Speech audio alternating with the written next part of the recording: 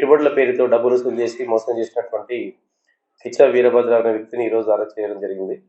ఈ కిచ్చా వీరభద్రరావు అనే వ్యక్తి విఆర్ ట్రేడర్స్ అనే పేరుతో ఒక ట్రేడింగ్ కంపెనీని ఓపెన్ చేసి ఎవరైతే 10 లక్ష ₹1,00,000 పెట్టుబడి పెడతారో వాళ్ళకి ప్రతి నెల 10% వడ్డీ ఇంట్రెస్ట్ ఇస్తారని చెప్పి అందరినీ కూడా ఆకర్షించి దాదాపుగా 300 మంది నుంచి పెట్టుబడులు తీసుకొని వాళ్ళకి మొదలుగా ₹1,00,000 పెట్టిన వాళ్ళకి ₹10,000 డబ్బులు ఇచ్చుకుంటూ వాళ్ళకందరూ కూడా ఎరవేయడం జరుగుతుంది. అట్లా ఆకర్షించినటువంటి వ్యక్తులందరూ కూడా ఇతనికి డబ్బులు వేస్తారు.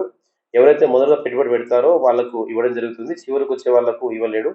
అట్లా ఈ మేనేజ్ చేయడంలో అతను ప్రాబ్లమ్ అయిపోయి దాదాపుగా 30 కోట్లు వసూలు చేసి దాంట్లో ₹15 కోట్ల తిరిగిస్తాడు. ఇంకా ₹15,000 బాధ్యతలకు ఇవ్వాల్సి ఉంది. ఇతను ఒక ఫిర్యాదు మేరకు కేసు రిజిస్టర్ చేసి ఈ కిచ్చా వీరభద్రరావుని అతని భార్య రాజ్యలక్ష్మిని అతనితో పాటు పనిచేసినటువంటి ఈ ఈ స్కీమ్‌ని ప్రమోట్ చేసి ఇన్‌ఫ్లుయెన్స్ చేసినటువంటి వెంకట దుర్గా ప్రసాద్ అనే వ్యక్తిని అరెస్ట్ చేయడం జరిగింది. ప్రజలకు తెలియజేసేది ఏంటంటే ఎవరు కూడా ఎక్కువ వడ్డీకి డబ్బులు ఇవ్వరు.